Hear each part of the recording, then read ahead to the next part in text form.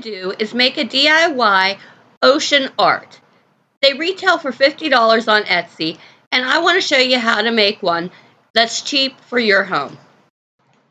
This is the piece of wood I'm going to use. I bought it at the Dollar Tree. Here are the paints that I chose to use: cobalt hue, pool blue, and antique parchment.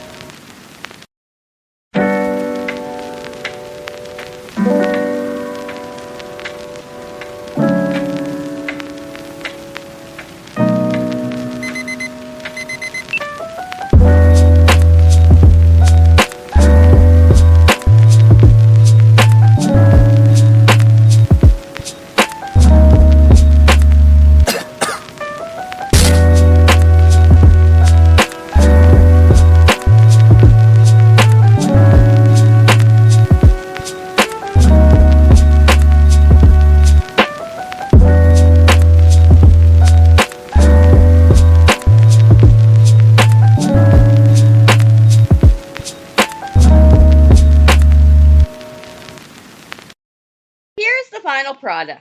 I think it came out great.